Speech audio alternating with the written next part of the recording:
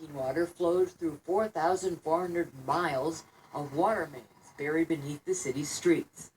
Water Commissioner Thomas Powers says none of those water mains contain lead, but there are plenty of lead pipes in Chicago's water delivery system. The lead exists in what we call service lines that run from the water main into the home, and lead also exists in the home in the fixtures, in some cases in the solder and the copper piping, and in some cases actually in pipes inside the house. Chicago didn't stop using lead pipes until 1986. EPA water expert Miguel del Toral says there were good reasons to initially use lead. They're very stable, and they don't typically spring leaks. They move when the ground moves, so they're, from an engineering standpoint, perfect material to use. But they're not safe. Not safe, says Del Toral, who was the first EPA employee to raise the alarm about Flint's water crisis, because all lead pipes leach lead into the water. But Powers says Chicago's water is treated to prevent lead leaching. We have a very aggressive corrosion control program here in the city of Chicago. We add a chemical to the water called orthophosphate. Orthophosphate, what it does is it is a chemical that we add continuously to the water. It is ever present in our treated water. And what it does is it coats any metallic surface and it inhibits the lead from leaching into the water. Still, the water commissioner struggles with the question of the safety of lead pipes. Are lead pipes safe? Are lead pipes safe? No, lead pipes are not safe, and that is why we have this aggressive corrosion control program. And with the corrosion control program, are they safe?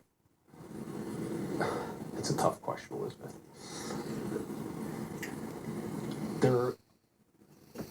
By any medical doctor standards, there is no safe level for lead.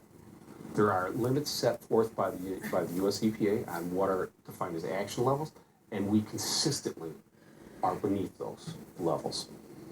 But when Del Toro led a study of Chicago's water system 2 years ago, he found higher levels of lead than previously reported. The higher lead levels were found most frequently after construction projects had disturbed the lines. Yeah. When you disturb the line, you knock off the protective coating within the service lines that actually prevent the lead from getting into the water. And so that is primarily what we found when we looked at all of the data, the lines that had been physically disturbed, and they can be disturbed in different ways, but typically they had the higher lead levels. That's a problem in Chicago, because Mayor Rahm Emanuel is replacing 900 miles of old water mains over the next decade. Each time a new water main goes in, it gets reattached to the service lines into the home.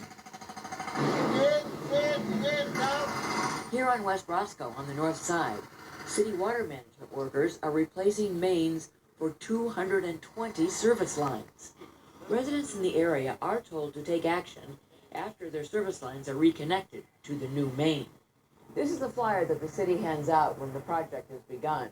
It tells residents to flush their service lines for 3 to 5 minutes after the new main has been connected to the lead service lines coming into their house. The flyer says the flushing will remove the lead particulates that may have come loose from the property's water service line as a result of the project. But Del Toro's study found that after water pipes are disturbed, high lead levels are found for months or longer. He says there are things residents can do. One of the things they could do is temporarily use a water filter. They could also, they should also clean off the aerators, or if they're using the filters, clean off the screens on the filters themselves. As far as long term, if they have the means to do it, removing the lead line is probably the best way to permanently solve that problem. Replacing all the lead lines is the solution proposed by Flint's mayor after the poisoning of Flint's water system. Del Toro estimates that there are 400,000 lead service lines in Chicago, with thousands more in the surrounding suburbs. It's up to the homeowner in Chicago and the suburbs to pick up the cost of replacing their lead pipes. And it's not cheap. The average cost on a full service replacement from the city main all the way into the house could be in the neighborhood of $15,000 to $20,000, depending on how much street is involved, how much restoration you have to get involved in on the street and pavement, and it drives up the costs. And would that be the same cost in the city as here? Yes, the same cost in any municipality. You're still involving streets, you're still involving locating utilities, and you still have to restore those streets and pavements.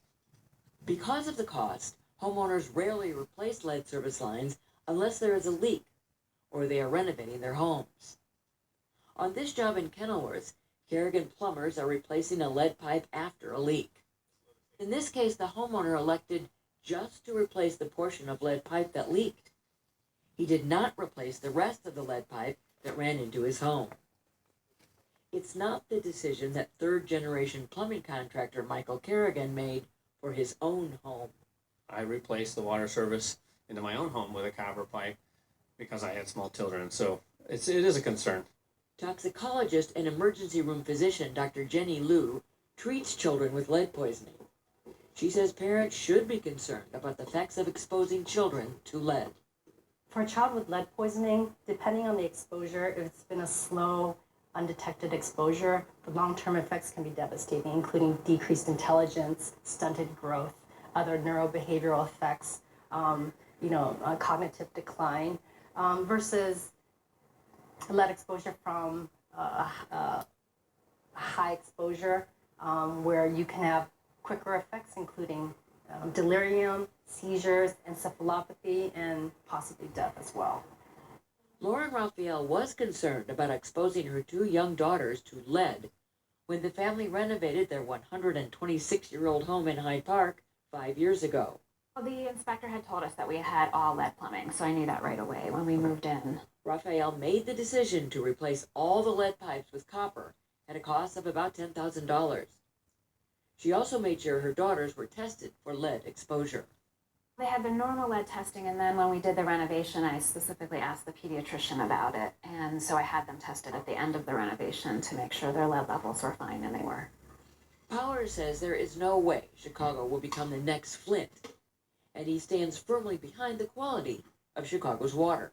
I believe that we are doing enough to ensure that we have the best water quality we can provide to our customers. But after Flint, the professionals who deal with water quality problems every day see things differently. The municipalities aren't putting in the proper anti-corrosive chemicals, then you're going to get situations like Flint. So it's highly advisable to get rid of as much lead pipe as you can. The best thing to do is to get them out. Yeah. And I think there's pretty good consensus on that. If we could find a way to do that, that would be the best. The Chicago area is hardly alone in confronting the problem of lead pipes. There are millions of them all across America. And since Flint, they're getting a lot more attention. For Chicago Tonight, I'm Elizabeth Brackett. Chicago only tests for lead in the water every 3 years, and then only 50 homes are tested. The city's correct when it says that that's all the EPA requires and that Chicago meets all EPA standards for lead in water. But after Toral's study found more lead in the water than previously reported, the EPA is urging more testing. So far, the city says it will only do what is required by federal standards. Just yesterday, a group of Chicago residents filed a class action lawsuit claiming the city knowingly started construction projects that would increase the risk of lead contamination. The city responded by saying, though they had not reviewed the lawsuit, the city provides the cleanest, best-tasting water possible. And after the break, Brandis Friedman talks with one of the biggest moguls in the music industry. So